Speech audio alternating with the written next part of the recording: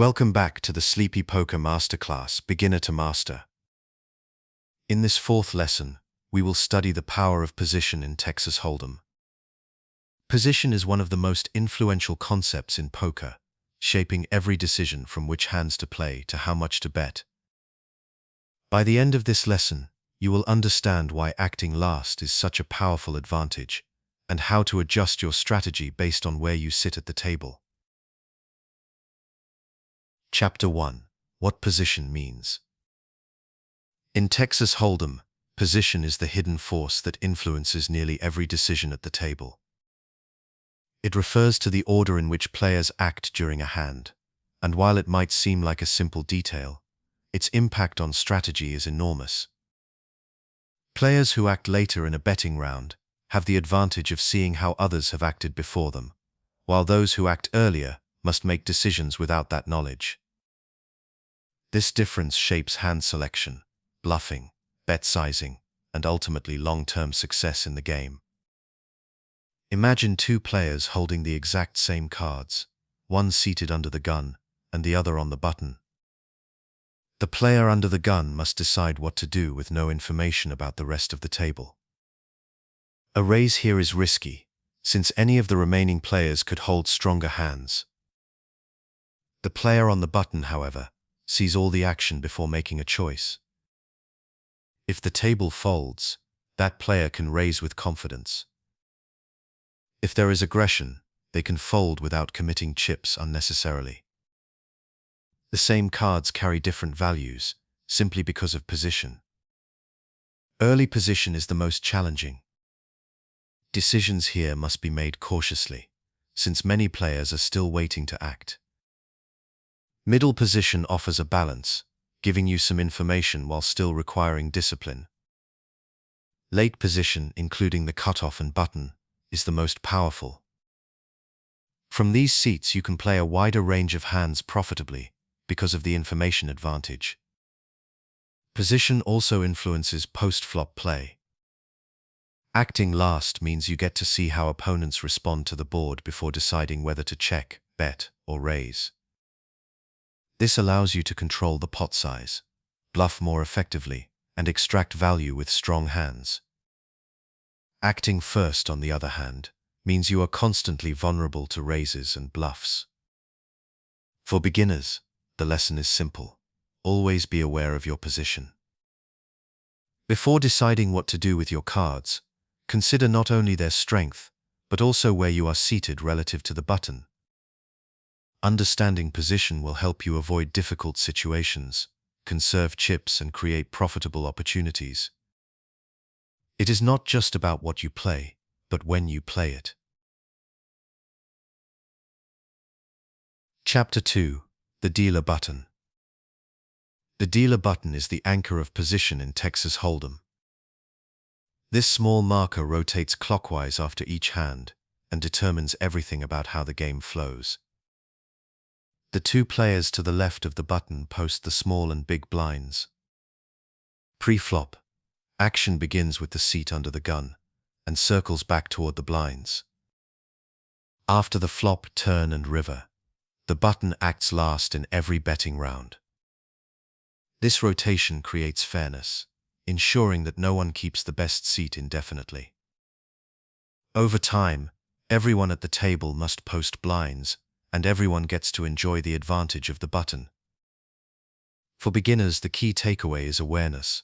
Always know where the button is, because it tells you who will act first and who will act last. At this stage, the lesson is not about how to exploit the button strategically. That will come later. Instead, treat the button as the compass of every hand. It sets the order of play, the location of the blinds, and the rhythm of the game. Once you understand how the button defines position, you are ready to build strategy around it. For beginners, the takeaway is clear. Always know where the button is, and adjust your strategy accordingly. When you are on the button, expand your range and use your position to dictate the action. When you are not, remember that someone else holds this advantage over you. Treat the button as the most valuable seat in the game, because it truly is. Chapter 3. Early Position Challenges. Early position in Texas Hold'em, often referred to as under the gun, and the seats that follow it, is the most difficult area for beginners to play. The challenge is built into the structure of the game. When you act first, you have the least information. You must commit chips before knowing what anyone else will do, and this makes mistakes more costly. Because of this disadvantage, hand selection in early position must be much tighter than in other seats. Premium pairs such as aces, kings, queens, and jacks, along with ace-king and ace-queen, are strong enough to withstand action from players behind you. Beyond these, most hands should be folded. Playing speculative hands, like suited connectors or small pairs, may seem tempting, but the risk of facing raises from behind is too great. The disadvantage does not end after the pre-flop round. If you enter a hand from early position, you will act first on every street post-flop, unless a player in the blinds is still involved. This means you are constantly giving your opponents opportunities to respond to your moves. Bluffing becomes harder because players can call and then see how you act again. Extracting value with strong hands is also more difficult, since opponents can control the pot size more easily when they act after you. A common mistake beginners make is treating early position like any other seat. They play too many hands and end up trapped in difficult situations against stronger ranges. The correct approach is discipline. Fold more, play only the strongest hands, and accept that early position is a place for caution. The long-term benefit of this discipline is significant. By avoiding marginal hands in early position, you prevent costly losses and save chips for more favorable spots later in the orbit. Respecting early position will sharpen your understanding of poker's structure and prepare you to exploit the advantages that come when you finally reach late position. Chapter 4. Middle Position Flexibility. Middle position in Texas Hold'em sits at the balance point between caution and opportunity. It includes the seats that follow early position but come before the cutoff and button. While it does not grant the full freedom of late position, it provides more information than early seats and therefore more strategic options. Learning how to approach middle position teaches beginners to adapt as circumstances change, instead of relying solely on rigid rules. When you are in middle position, you already know how several players before you have acted. If they fold, you know that the strongest hands are less likely to be in play. If an early position player raises, you must assume strength and adjust accordingly. This added layer of information improves decision-making, though you still face uncertainty from the players behind you. For that reason, middle position is often described as a testing ground for developing stronger instincts. The range of hands playable in middle position widens compared to early seats. Strong pairs and premium aces remain safe choices, but now you can introduce medium pairs, suited connectors, and occasionally suited aces into your range. These hands become more valuable when fewer players are left to act, and the likelihood of being dominated decreases. For example, holding pocket eights in early position might feel risky, but from middle position, they are often strong enough to raise confidently. Middle position also offers opportunities to punish passivity. If the players before you limp or call without showing aggression, you can raise with hands that would otherwise be folded. This isolation raise works by forcing weaker players to either commit more chips or step aside, giving you control of the pot. Even medium-strength holdings can shine when backed by timely aggression in middle position. Still, there are risks. Several players remain to act after you, and they may raise or re-raise with stronger holdings. Beginners often fall into the trap of playing too many speculative hands here, only to be pushed out by a raise from late position. The best approach is to treat middle position as a balance. Expand your range slightly, but stay disciplined and ready to fold when necessary. The lesson is clear. Middle position is a transition zone. It rewards awareness and flexibility, but it punishes carelessness. By respecting its balance of risk and opportunity, you learn to widen your play at the right time without stepping too far. Mastering middle position lays the groundwork for taking full advantage of late position, where the true power of poker is revealed. Chapter 5. Late Position Advantage. Late position is where poker players hold the greatest power. It includes the cutoff seat, which is the position directly before the button, and the button itself. These are the two most profitable seats in Texas Hold'em, because they allow you to act after nearly everyone else in the hand.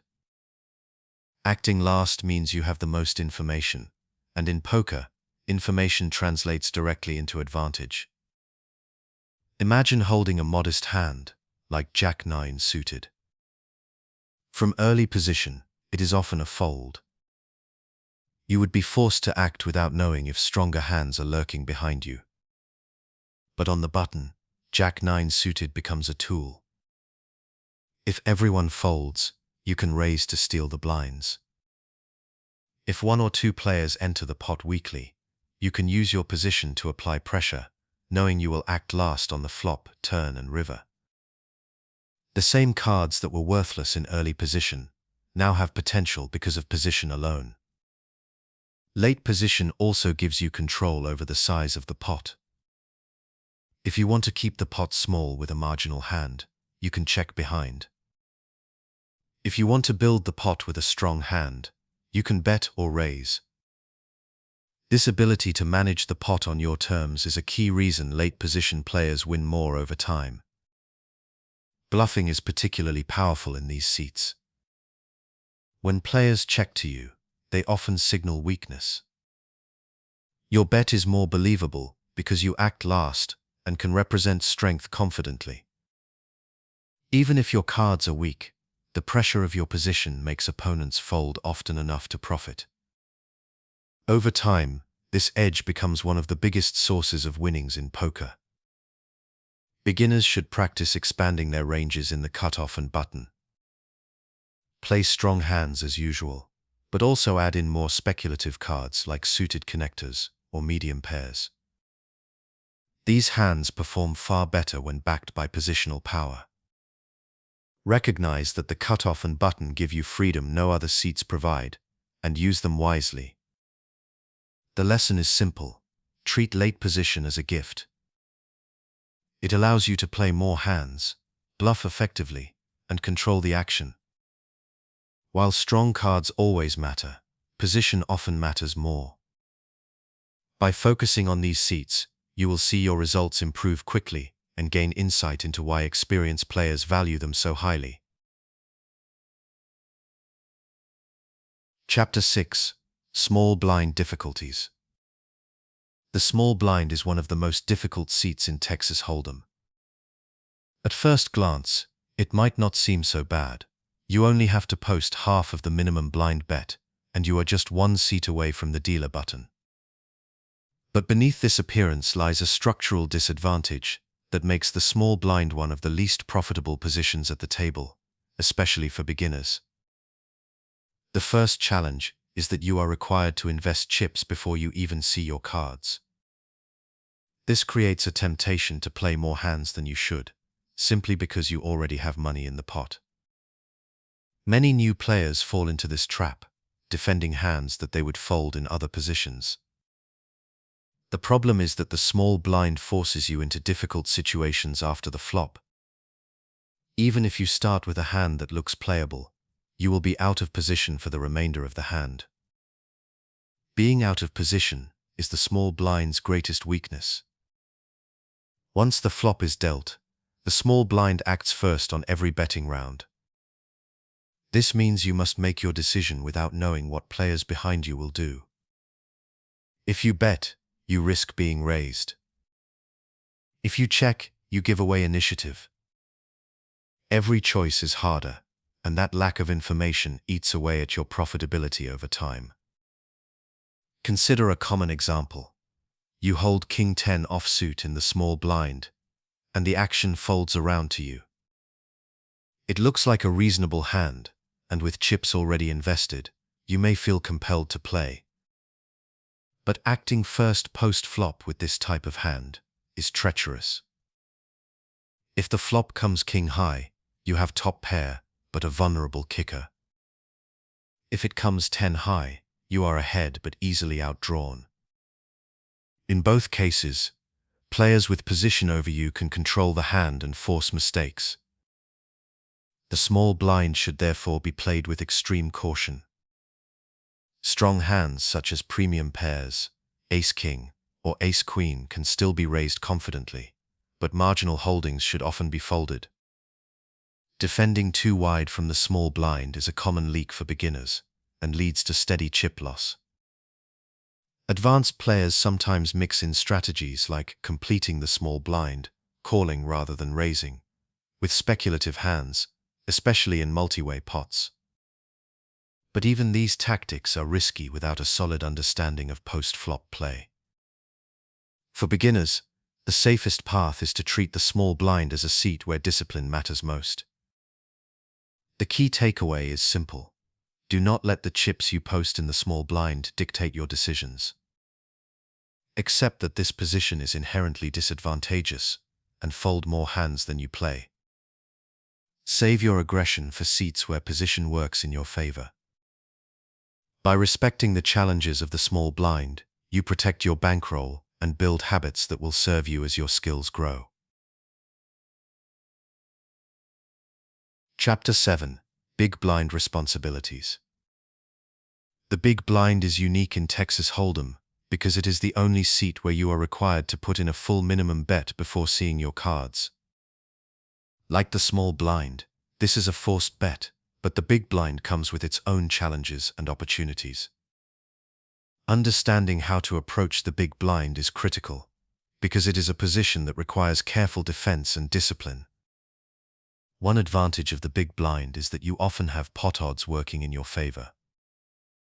Because you have already invested a full bet, it sometimes makes sense to call with a wider range of hands than you would in other positions. For example, if an opponent raises 2 or 3 times the big blind, the amount you must call compared to the size of the pot is relatively small. This mathematical factor means that defending the big blind can occasionally be profitable with hands that would normally be folded. However, this advantage is offset by the positional disadvantage you face after the flop.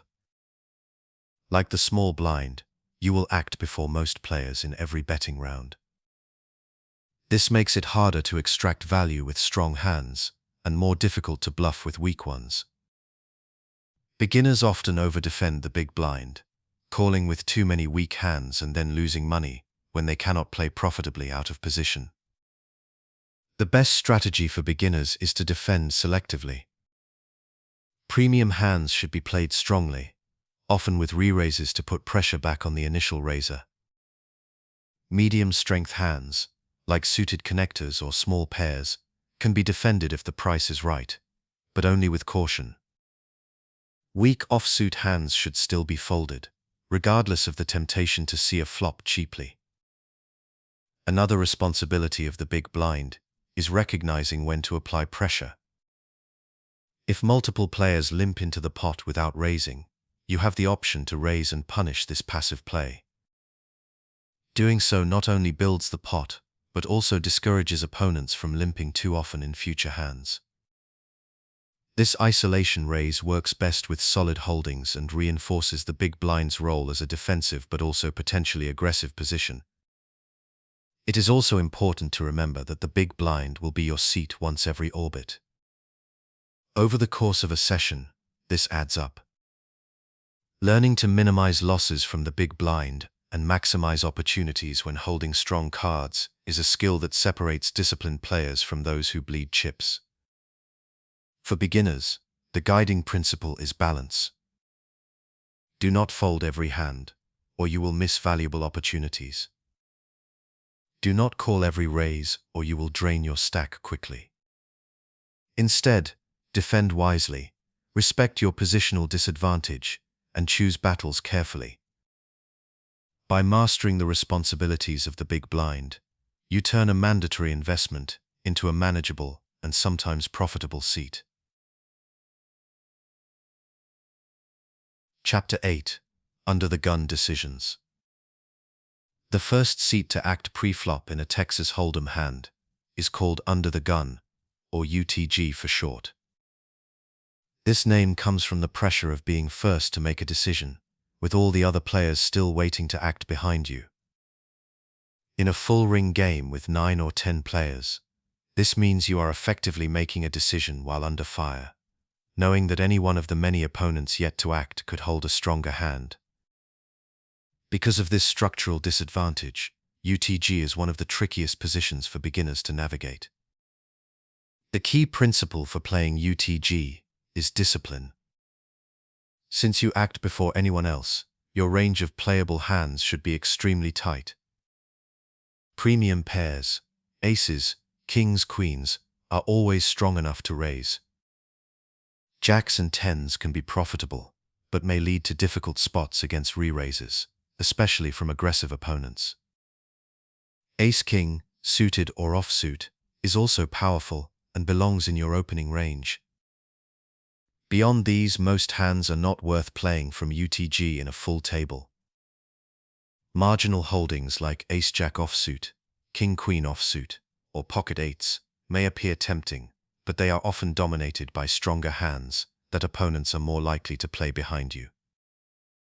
Another reason UTG requires caution is that you must act first, not only pre-flop, but also in most post-flop situations. If you raise and get called, you will be out of position for the rest of the hand unless a blind is involved. This makes bluffing more difficult, since opponents can wait for your action before deciding how to respond. It also makes extracting value from strong hands trickier, because you must reveal information before your opponents do.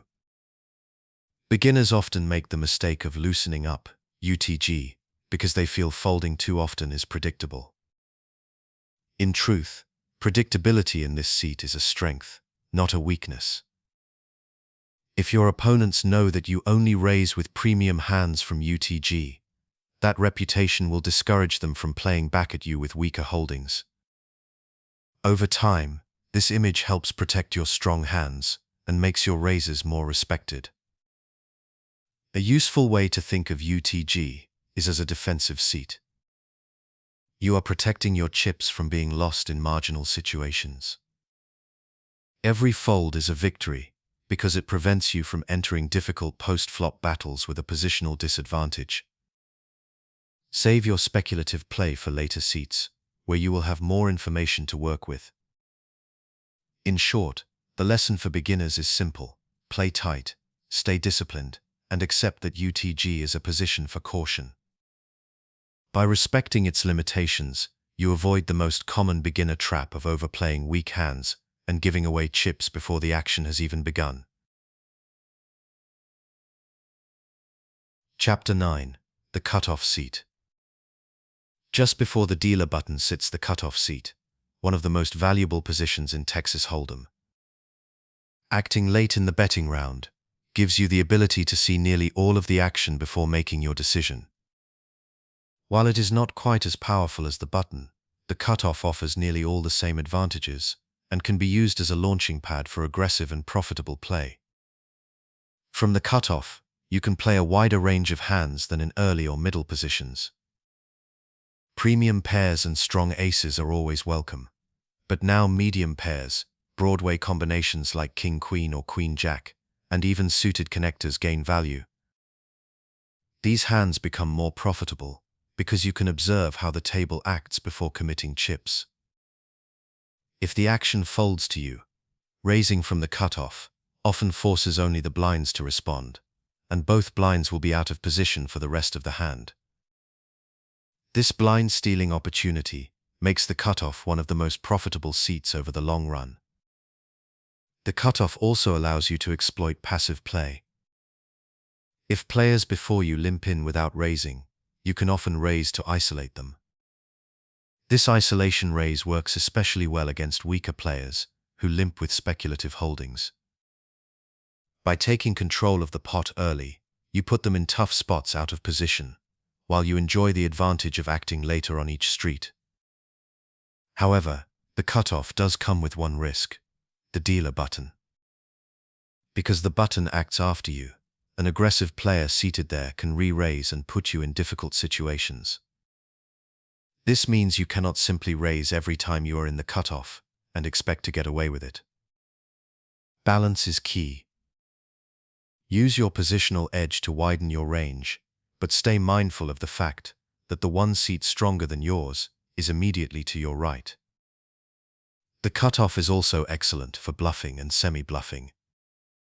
If everyone checks to you, a bet from this seat is often enough to win the pot. If you hold drawing hands such as 9-10 suited or Ace-5 suited, you can apply pressure while still giving yourself outs to improve. Over time, these plays add significant value to your strategy and make you more difficult to read. For beginners, the message is clear: recognize the power of the cutoff. Use it to expand your hand range, steal blinds, and apply pressure on passive opponents. But always respect the potential of the button to push back. By learning to balance opportunity with caution, you turn the cutoff into one of your most profitable positions at the table. Chapter 10: Button Play. The button is the single most profitable seat in Texas Hold'em.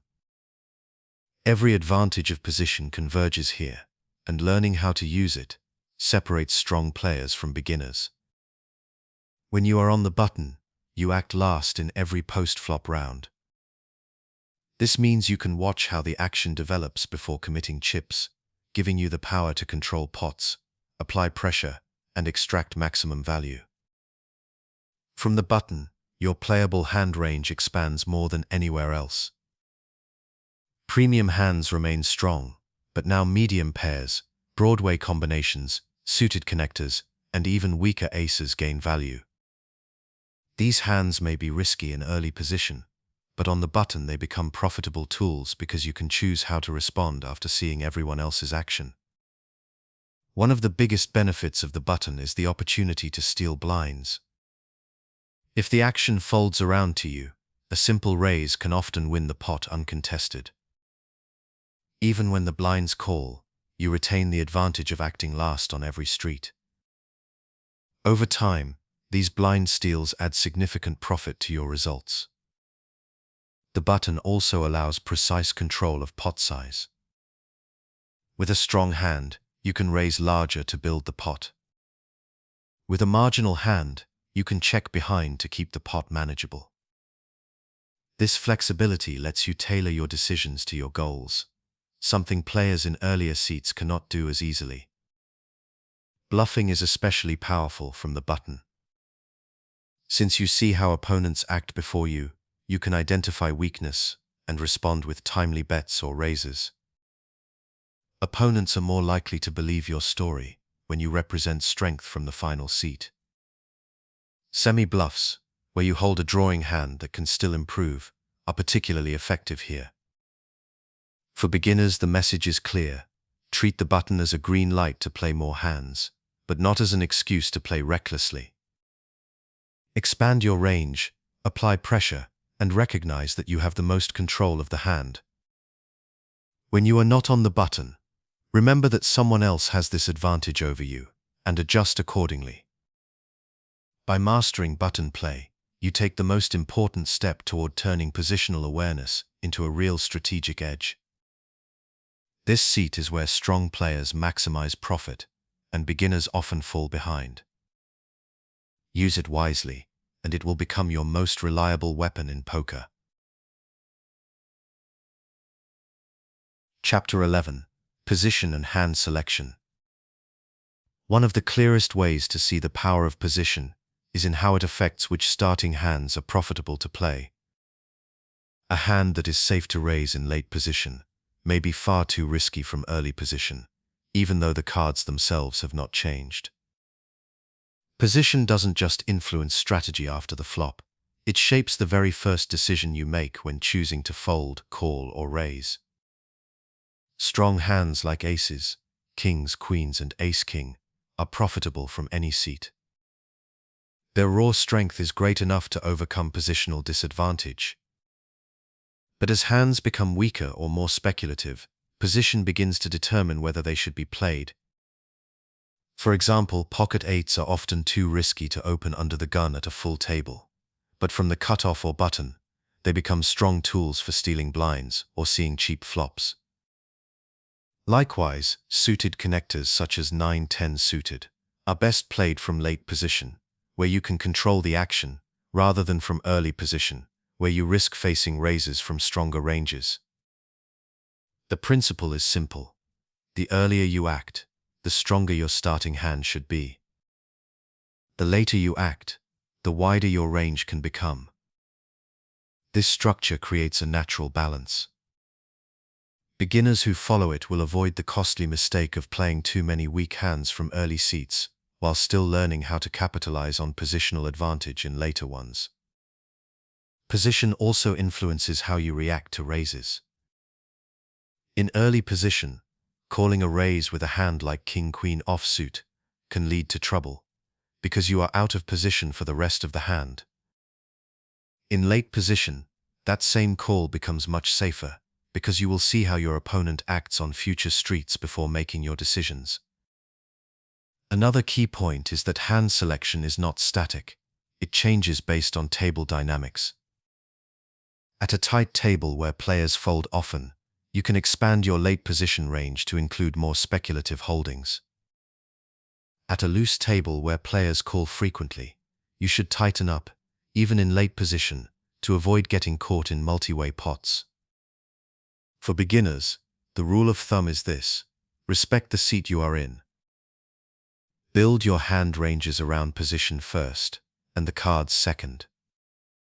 Strong hands are always playable, but marginal ones depend heavily on where you sit. By combining discipline with positional awareness, you turn hand selection into a tool that saves chips in bad spots and earns profit in good ones. Chapter 12: Position and Bluffing. Bluffing is one of the most exciting aspects of poker, but it is also one of the most misunderstood. Beginners often bluff too frequently or in the wrong spots, leading to costly mistakes. The single most important factor that determines whether a bluff is likely to succeed is position. When you act last, your bluffs carry more credibility and give you more opportunities to control the outcome of the hand. The reason position strengthens bluffs is simple: information. By acting after everyone else, you see whether players are strong, weak, or uncertain before committing chips. If multiple players check to you on the flop, that hesitation often signals weakness. A well-timed bet in late position can pick up the pot even when you hold nothing. In early position, by contrast, you must bet without knowing what players behind you will do. A bluff here risks running into strong hands or aggressive raises, making it far less effective.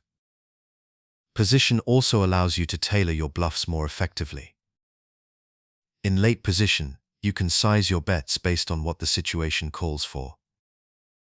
A small bet might be enough to fold out weak hands, while a larger bet can put serious pressure on middle-strength holdings. Because you have seen how others act first, your bets carry more weight and are more likely to succeed. Another benefit of late position is the ability to run multi-street bluffs. If you bet the flop and are called, you can continue representing strength on the turn and river. Each time, your opponent must act before you, often revealing hesitation that encourages you to fire again. From early position, multi-street bluffs are much harder to execute, since you risk being raised at any point. Semi-bluffing, betting with a drawing hand like a flush or straight draw, is especially powerful in position. Even if your opponent calls, you still have outs to improve and win the hand. If they fold, you win the pot immediately. This combination of fold equity and drawing potential makes semi-bluffs some of the most effective weapons in late position. For beginners, The lesson is clear. Choose your bluffs carefully and use position to your advantage. Bluffing without awareness of seat location is gambling, not strategy. Bluffing in position is calculated, disciplined, and profitable. By learning to connect bluffing opportunities to positional advantage, you will avoid common beginner mistakes and develop one of the most important tools in poker strategy. Chapter 13. Position and bet sizing. Bet sizing is one of the most important tools in poker, and its effectiveness is heavily influenced by position. The size of your bets communicates strength, weakness, or uncertainty to your opponents, and when combined with the advantage of acting last, it becomes a powerful weapon. Understanding how position affects bet sizing helps beginners avoid costly errors and turn chips into leverage. When you act from late position, you have the luxury of tailoring your bet sizes based on the information already revealed. If the table checks to you on the flop, a small continuation bet may be enough to take the pot.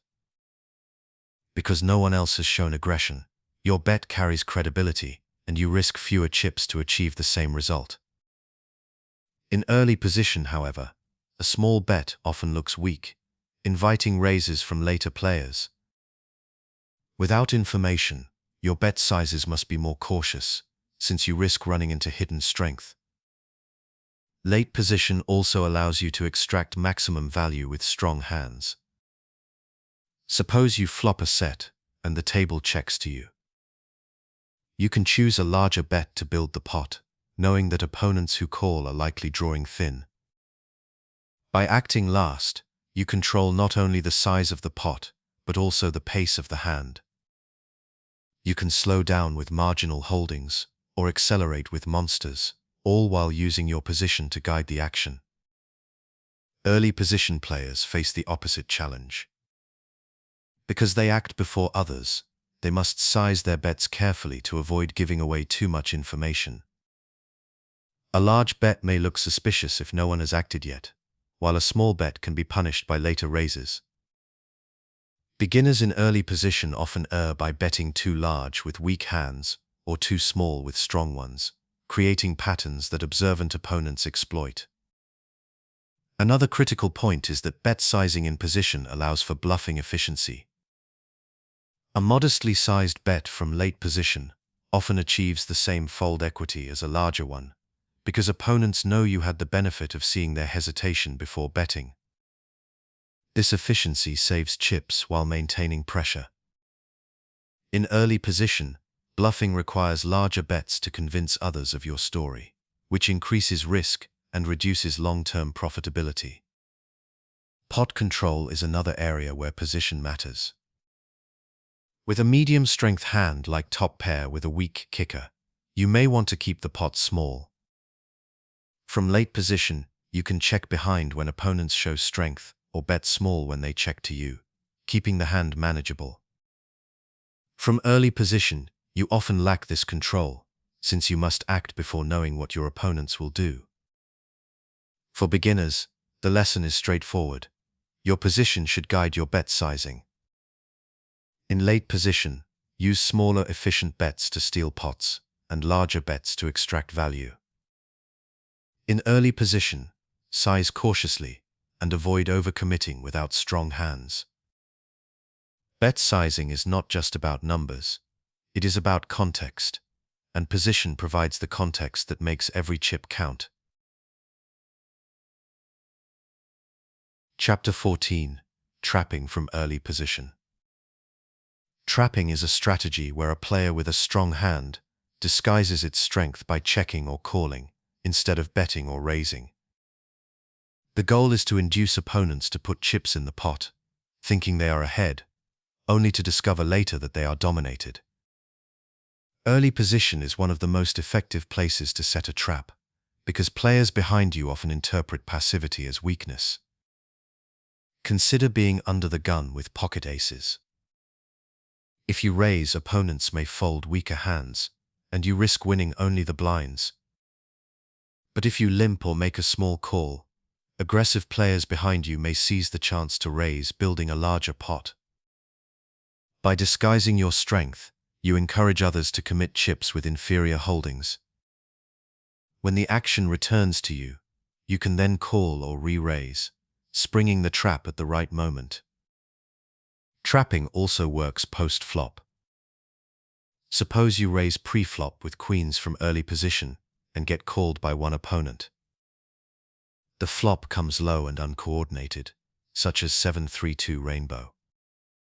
Instead of betting immediately, you check, signaling weakness. Your opponent may respond with a bluff, thinking you missed the board. By calling or raising later, you extract more value than if you had bet out yourself. However, trapping is not without risk. By checking or calling, you give opponents the chance to catch up with drawing hands. A free card can turn a weak holding into a strong one, costing you a pot you should have won. Beginners must be selective with trapping, using it only in situations where the board is safe and the likelihood of opponents improving is low. Another danger is overusing the tactic. If you trap too often, observant players will notice and stop falling for it. Instead of betting into your checks, they will check behind, denying you the value you hope to gain. The best traps are rare, unexpected, and well-timed. For beginners, the key to trapping from early position is balance. Use it occasionally to maximize value from premium hands, but do not rely on it as your primary strategy. Combine traps with straightforward betting, so opponents never know for certain whether your passivity means weakness or hidden strength. The lesson is clear.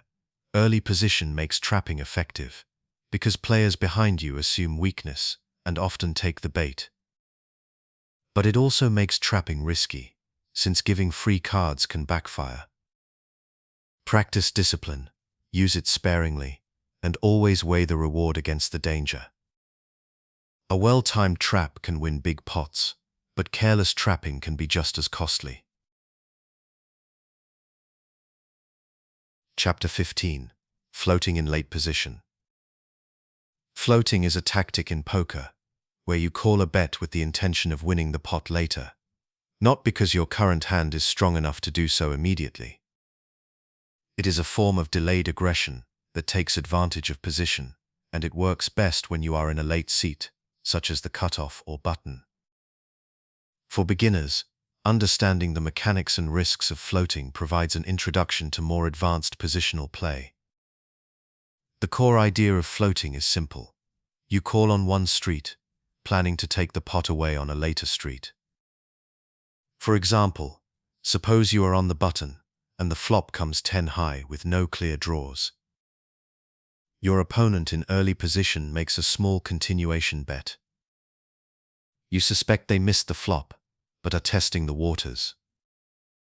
Instead of folding immediately, you call, representing a hand that might be strong. When they check to you on the turn, you bet, taking advantage of their weakness. This is a textbook float. Floating works best in late position because you act last. You can see whether your opponent checks or bets before deciding how to respond. This informational advantage lets you identify hesitation or weakness, making your delayed aggression more likely to succeed. From early position, floating is much harder, since you must act without knowing what others will do behind you. However, floating is not just about bluffing. Sometimes you float with a hand that has potential to improve, such as overcards or a backdoor flush draw. If you hit your card, you can win with the best hand. If you miss, you can still win by betting when your opponent shows weakness. This dual-purpose approach makes floating both a bluffing tool and a way to maximize the value of drawing hands. The risks of floating are real. If your opponent continues to bet strongly on later streets, your float can turn into an expensive mistake. Beginners often make the error of floating too frequently, calling with weak hands against opponents who are unlikely to give up. The tactic works best against players who continuation bet often, but lack the aggression to follow through. For beginners, the lesson is to float selectively. Use it when you have position, when the board does not strongly favor your opponent, and when you believe they are likely to slow down on later streets. Avoid floating against strong or aggressive players who are willing to barrel multiple streets. Floating introduces a new layer of strategy to positional play. It shows how calling is not always passive. Sometimes it is a stepping stone to winning the pot later. By practicing this tactic in safe, late position spots, you add depth to your game and begin learning how to pressure opponents with more than just your starting cards. Chapter 16. Position in Multiway Pots. Multiway pots, those involving 3 or more players, highlight the importance of position more than any other situation in poker. The more players in a hand, the more valuable it becomes to act last. This is because every decision in a multi-way pot carries greater weight. With several opponents to consider, information is critical, and being in late position provides that information in abundance. From early position in a multi-way pot, the challenges multiply. You must bet or check without knowing how several players behind you will act.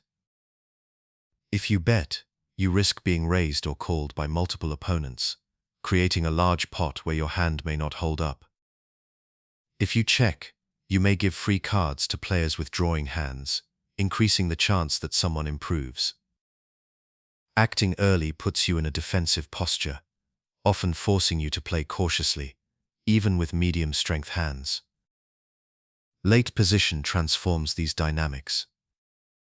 By the time action reaches you, you have seen how each opponent responds.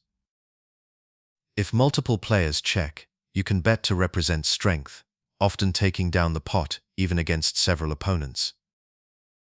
If one player bets small and the others fold, you can decide whether to raise, call, or fold with far greater accuracy than someone acting earlier. Position lets you shape the pot, deciding whether it grows large or stays small.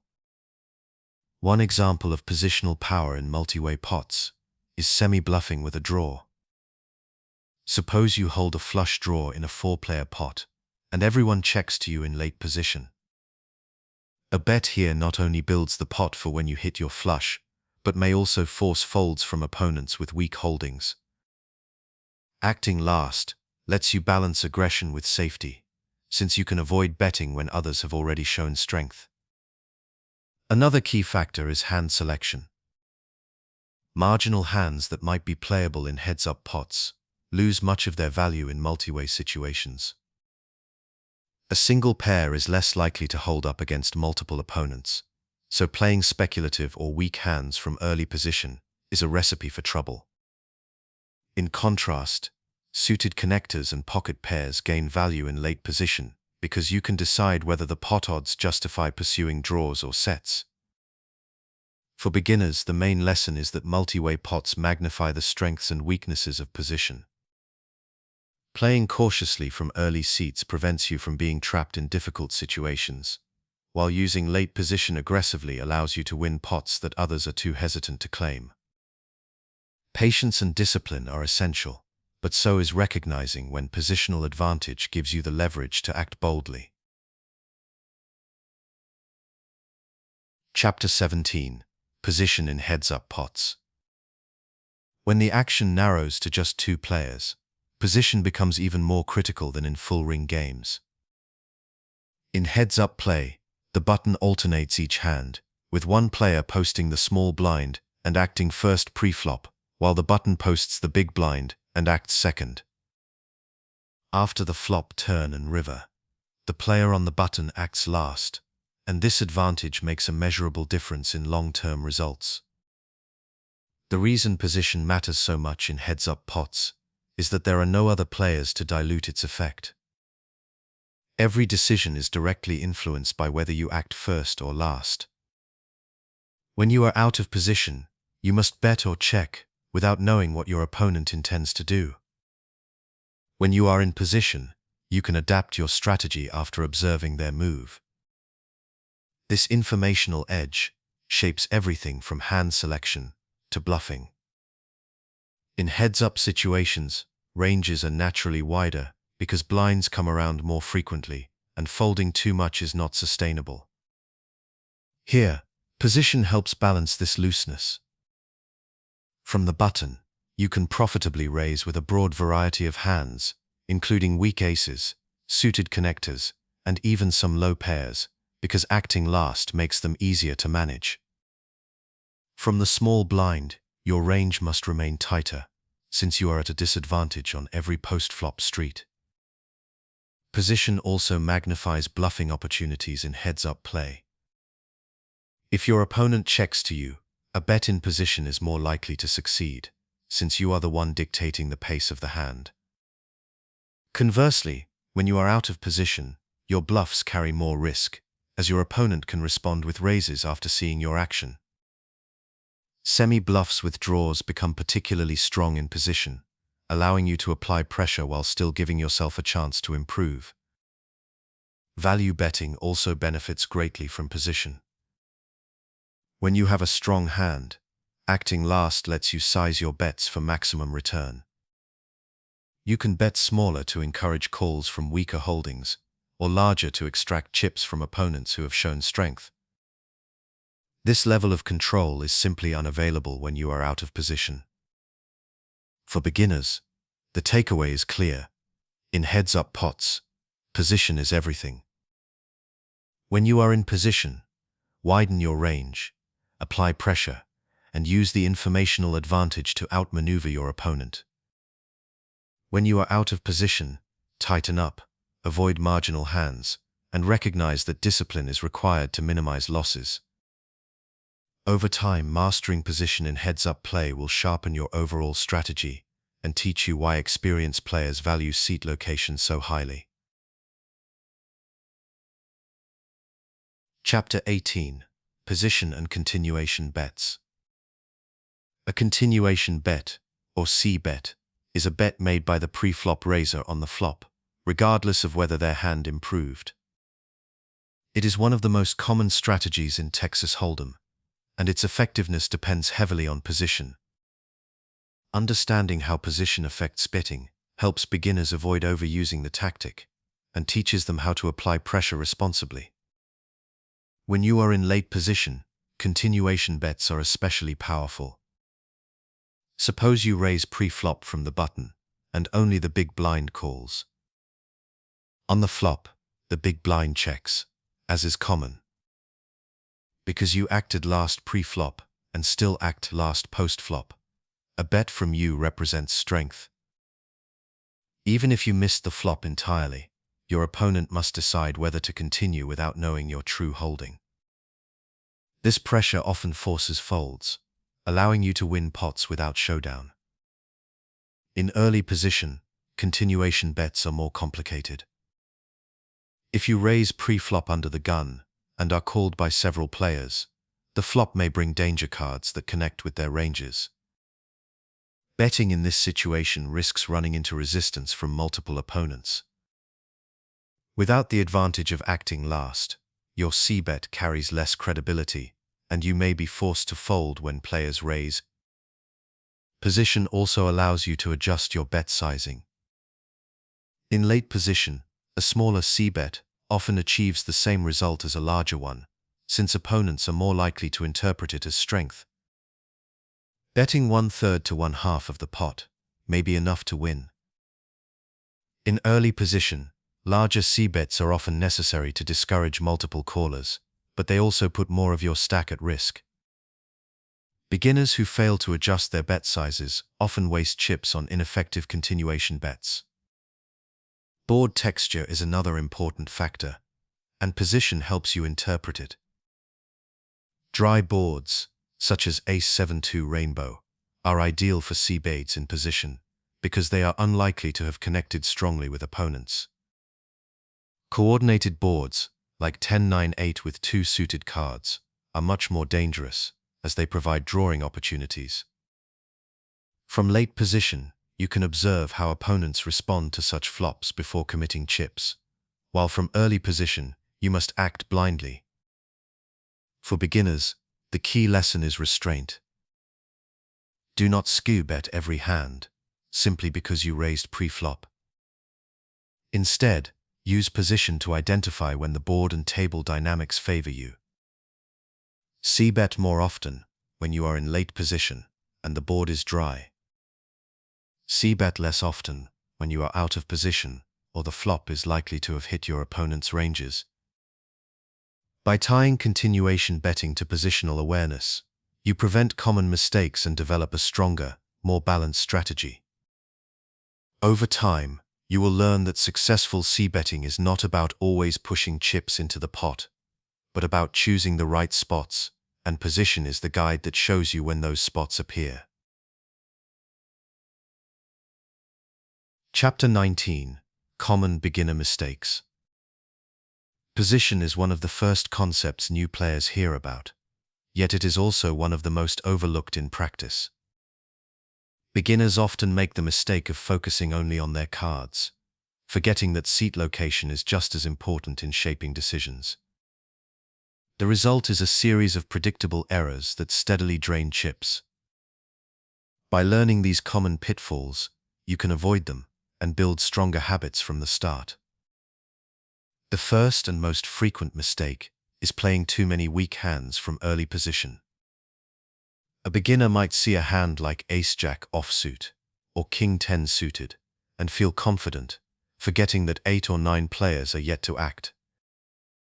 Against stronger ranges, these hands can easily be dominated, leading to costly losses. The correct adjustment is discipline. Fold more often in early position, and save speculative play for later seats, where you can act with more information. Another mistake is overvaluing position as an excuse to play every hand. Some players hear that late position is powerful and begin raising almost any 2 cards from the cutoff or button. While the button does allow for wider ranges, recklessness leads to trouble. Playing junk hands too aggressively invites re-raises, puts you in tough spots post-flop, and can quickly erode your stack.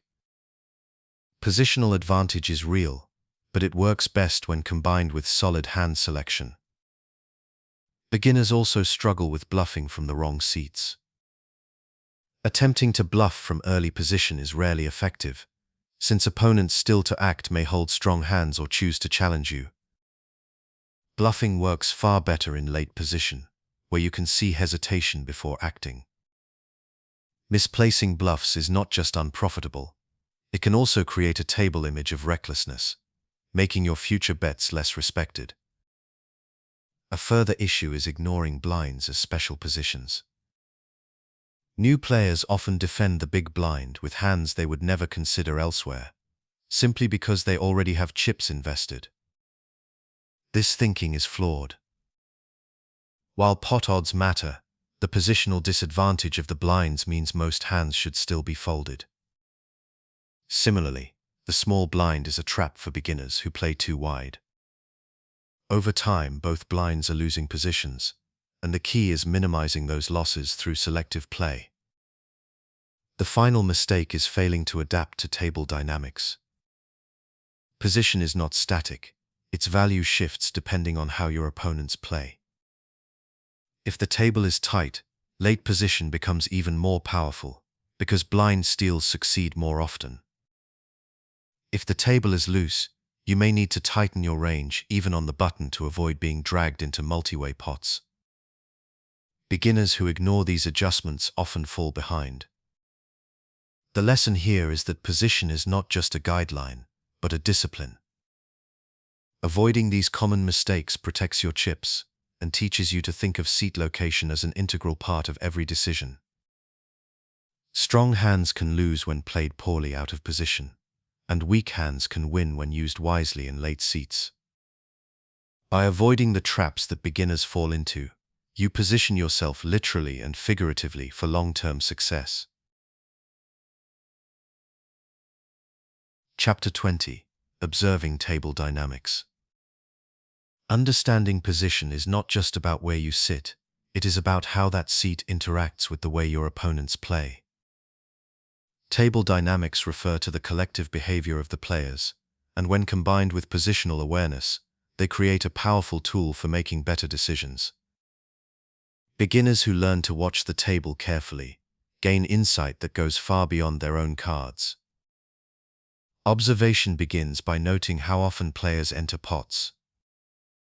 At a tight table, where most players fold unless they hold strong hands, late position becomes especially valuable. A simple raise from the cutoff or button can steal blinds repeatedly, since opponents are reluctant to defend. At a loose table, where many players call with weak hands, stealing becomes harder, and you must tighten your range even in late seats. Recognizing this difference helps you adjust your play to match the environment. Betting rhythms are another key factor. Some players always continuation bet when they raise pre-flop, while others slow down unless they connect strongly with the flop. From late position, you can exploit these tendencies by calling or raising at the right moments. For example, if you know a player always checks the turn after missing the flop, you can float their flop bet in position and take the pot away when they check again. Observation also reveals who respects position and who ignores it. Beginners often fail to adjust their hand ranges by seat, raising weak holdings from early position. When you notice this, you can attack them more confidently from late position, knowing their range is too wide. Conversely, a disciplined player who only raises from UTG with premiums should be treated cautiously, since their tight range carries more weight. Another layer of table dynamics is stack size. Players with short stacks may be more willing to shove all-in pre-flop, especially from late position. Deep stacks give more room for creative play, making positional edges even more valuable. Watching how opponents adjust to their stacks allows you to tailor your own strategy, stealing from cautious short stacks or applying pressure to deep-stacked players who want to avoid large pots out of position. For beginners, the lesson is that observing table dynamics turns positional awareness into a sharper weapon. Do not focus solely on your own cards. Watch who plays loosely, who plays tightly, who bluffs too often, and who folds under pressure. Combine this information with your seat location, and you will find spots to expand your range or tighten up depending on the situation. Position gives you the framework, but observation fills it with context. By combining the two, you move beyond basic strategy and begin thinking like a more advanced player. The more you practice observing while folding or waiting for hands, the more natural it becomes. Over time, you will learn that poker is not just about the two cards in front of you, but about how the entire table reacts, and your position is the lens through which you interpret those reactions. Chapter 21. Position in Tournament Play. Tournament poker has its own rhythm, shaped by rising blinds, shifting stack sizes, and the pressure of survival. Within this environment, position becomes even more valuable than in cash games. Each orbit brings a chance to attack or defend, and the difference between early and late seats can determine whether you conserve chips for deep runs or exit early. The first factor to understand is blind pressure. As blinds increase steadily, players are forced to enter more pots. From early position, this pressure can lead to disaster if you play too loosely. A raise with a weak hand may run into re-raise from players behind you, forcing you to fold and lose valuable chips. In contrast, late position gives you opportunities to steal blinds and antes, an essential skill for maintaining your stack as the tournament progresses. Stack size also magnifies positional value. With a short stack, you cannot afford to take risks from early position, where raises are more likely to face resistance. But from the button or cutoff, a well-timed shove or raise can pick up blinds uncontested, extending your tournament life. With a deep stack, position allows for more creative plays, such as floating, semi-bluffing, or pressuring medium stacks, while still protecting your ability to recover if the hand goes wrong. Tournament structures often create unique dynamics, where position determines survival. For example, near the money bubble, many players tighten their ranges to avoid elimination. From late position, you can exploit this caution with frequent steals. From early position, however, you must tighten your play, since aggression risks running into strong ranges from opponents eager to punish perceived weakness. Position also interacts with table image in tournaments. If you have been active in late position, stealing blinds repeatedly, opponents may start defending more aggressively. Recognizing this shift is crucial. Sometimes the best way to maintain your image is to switch gears, tightening up briefly to let your reputation for looseness work in your favor when you finally pick up a strong hand. For beginners, the lesson is clear. In tournaments, position is both a weapon and a shield. Use late position to attack blinds, pressure short stacks, and survive bubble stages. Use early position carefully, playing only strong hands and avoiding marginal spots that risk elimination. Tournament poker is about survival, as much as aggression, and position is the tool that helps you balance the two. Chapter 22: Position in Cash Games. While tournaments emphasize survival, cash games reward consistency and long-term profitability. In this setting, position becomes the foundation for building steady winnings. Because stacks are deeper and blinds do not increase, the ability to play more hands profitably in late position has a lasting effect over hundreds or thousands of hands. In cash games, deep stacks magnify positional advantages. Acting last allows you to control pot size across multiple streets. With speculative hands like suited connectors or small pairs, being in position lets you chase draws more safely and extract maximum value when you hit. Out of position, these same hands often lose money, since you cannot dictate whether the pot grows or shrinks. One of the biggest differences between tournaments and cash games is the cost of mistakes. In a cash game, losing a big pot out of position can be replenished by buying back in. But consistently making poor positional decisions will erode your bankroll over time. Late position play is what separates winning cash players from break-even ones, because the informational advantage translates into steady small edges that compound. Bluffing also works differently in cash games. Because stacks are deeper, players have more room to call and test you. From early position, bluffing becomes even riskier, as you may face raises from multiple opponents.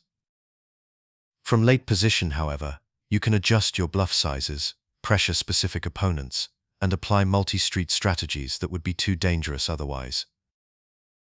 Another important aspect of cash games is hand selection discipline.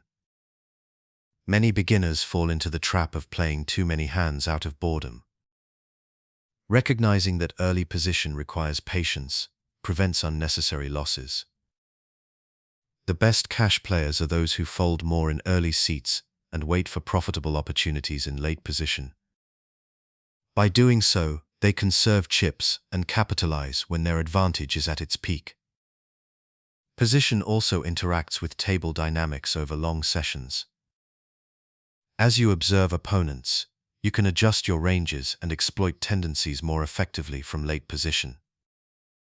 For instance, if a player in early position always continuation bets, you can call lighter from the button and take pots away later. These small adjustments build profits steadily, something that is harder to do when you are out of position. For beginners, the takeaway is this: cash games are battles of patience and precision. Respect early position, expand your range in late seats, and let position guide your decisions across long sessions. Unlike tournaments, where luck and timing can swing results, Cash games reward the consistent application of positional advantage. Over time, this consistency is what turns small edges into meaningful profits. Chapter 23: Position and Patience. Poker rewards discipline, and nowhere is that more true than in the relationship between position and patience. The natural urge for many beginners is to play too many hands, eager for action and reluctant to fold. Yet the strongest players understand that waiting for the right opportunity is not weakness, it is strength. Position teaches patience by showing you how much more profitable it is to act later, when you have more information and control. In early position, patience is tested most. You will often face hand after hand that looks playable on the surface. Ace-10 offsuit, small pairs, or suited kings. But playing these hands out of position sets you up for difficult post-flop situations, where opponents behind you can raise, call, or trap you. By folding instead, you conserve chips for better spots. This patience may feel dull in the moment, but it prevents you from making costly mistakes that accumulate quickly. Patience also comes into play when building a hand in position. Being on the button does not mean you must raise every time the action folds to you. Sometimes, the patient choice is to let a marginal hand go rather than forcing action. Other times, patience means calling with a medium-strength hand instead of raising, waiting for the right moment to apply pressure later in the hand. Position gives you options, and patience ensures you choose wisely among them. One of the best examples of patience linked to position is blind stealing in tournaments. Many players raise too aggressively from the cutoff or button, trying to win chips quickly. When opponents push back, they find themselves overcommitted with weak holdings. The patient player, however, chooses spots carefully, targeting blinds when the table is tight, or when short stacks are less likely to defend. Over time, this measured approach generates steady profit, while avoiding unnecessary risk. Patience also prevents tilt, the emotional urge to chase losses. After a bad beat, the temptation is to jump into the next hand aggressively, regardless of position. Disciplined players recognize that the seat matters more than their emotions. By waiting until they are in position to act with strength, they regain control and protect themselves from reckless mistakes. For beginners, the lesson is that patience is not passive, it is active control over your decisions. Every fold in early position is a choice to avoid disadvantage. Every delayed bluff in late position is a choice to strike when the odds are most in your favor. Position magnifies the rewards of patience, turning restraint into a weapon that saves chips and creates better opportunities. Learn to wait, and poker will reward you. Chapter 24: Position over cards. One of the most surprising lessons in poker is that sometimes position matters more than the actual cards you hold. This concept, often summarized as position is power, can feel counterintuitive to beginners. After all, isn't poker about having the best hand? In truth, strong cards do matter, but position frequently determines whether they can be played profitably, and in many cases, weaker hands in late position outperform stronger ones out of position. Consider a hand like Ace-Queen offsuit. From early position, it looks powerful, but you risk being dominated by Ace-King or running into pairs behind you. Playing it out of position often leads to tricky post-flop situations, where you are forced to act first without knowing whether you are ahead.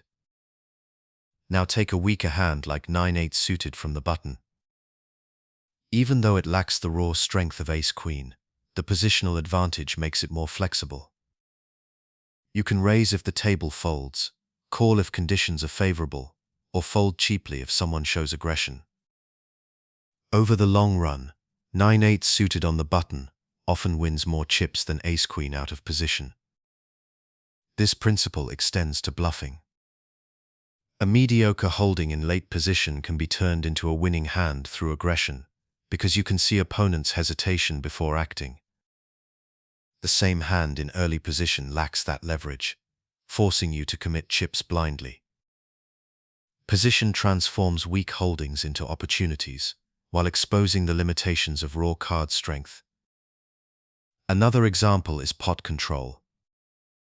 With position, you can keep the pot small with marginal hands by checking behind or betting only when opponents check. Out of position, you may be forced to build larger pots than you want, simply because you must act before others. In these cases, even strong hands can become liabilities. The long-term impact of this lesson is profound. Beginners who focus only on their cards miss the larger picture, entering pots with hands that appear strong but are difficult to play from poor seats. Experienced players, by contrast, understand that winning poker is not about playing every strong-looking hand, but about choosing the right combination of cards and position. For beginners, the key takeaway is this: do not overvalue your cards in isolation. Always weigh their strength against your seat. A good hand out of position is often less profitable than a mediocre hand with position. By learning to prioritize seat location, you elevate your play from simply chasing good cards to truly understanding the flow of the game. Chapter 25. Lesson Recap. Position is one of the most important concepts in all of Texas Hold'em, and this lesson has explored its many layers. From understanding the structure of early, middle, and late seats, to learning how position affects hand selection, bluffing, bet sizing, and patience, we have seen how seat location influences every stage of a hand. For beginners, this recap is a chance to reinforce the foundation before moving forward into more advanced strategies. At its core, position determines the order of action in each betting round. Early position requires tight discipline, because you must act before most players and commit chips without information. Middle position offers more flexibility, giving you a partial view of the action, but still requiring caution. Late position, especially the cutoff and button, provides the greatest advantage. Acting last gives you the informational edge needed to expand ranges, apply pressure, and extract maximum value. Throughout this lesson, we also examined how position interacts with specific tactics. We learned that bluffing is more effective in late position, where you can exploit hesitation, and far riskier in early seats. Bet sizing also changes with position.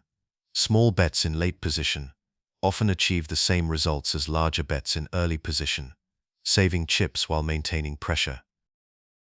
Trapping works best in early position, where passivity disguises strength, while floating thrives in late position, where delayed aggression can seize control.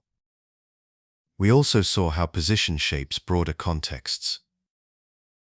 In tournaments, position determines whether you can survive rising blinds or fall victim to poor timing. In cash games, deep stacks make positional edges even more valuable, as every decision compounds over long sessions. Multiway pots highlight the advantage of acting last, while heads-up play shows just how dramatic the difference between in and out of position can be. Finally, position reinforces the virtues of patience and discipline. Folding weak hands in early position is not wasted opportunity, but strategic restraint. Recognizing when weaker holdings become profitable in late position teaches you to combine card strength with situational awareness. Together, these habits build the foundation of a winning mindset. For beginners, the most important lesson to carry forward is this: never think of your cards in isolation. Always consider them in the context of your position. A hand that is profitable on the button may be unplayable under the gun. Strong players internalize this difference and adjust constantly, while beginners who ignore position struggle to escape losing situations. This lesson has shown that position is not just a concept to memorize, but a principle to practice. By applying these ideas consistently, you will protect your chips in bad spots, maximize value in good ones, and prepare yourself for the next stage of strategic growth. Chapter 26. Looking ahead to post-flop play. With a firm grasp of position, you are ready to explore the next stage of poker strategy, post-flop play. Most pots are not decided pre-flop. They are won or lost on the flop, turn and river. Position continues to play a key role, but now you must also consider how board textures connect with ranges, when continuation bets make sense, and how to avoid common mistakes on later streets. In the next lesson, we will break down the essentials of post-flop decision-making. You will learn how to evaluate flops, recognize which boards favor you or your opponents, and apply pressure with well-timed bets. We will also introduce continuation betting as a fundamental tool, showing when to use it and when to hold back. For beginners, this is the natural next step after mastering position. Understanding how to navigate post-flop situations will help you transition from surviving early rounds to actively shaping the outcome of hands. Position gave you the framework. Post-flop play fills it with action.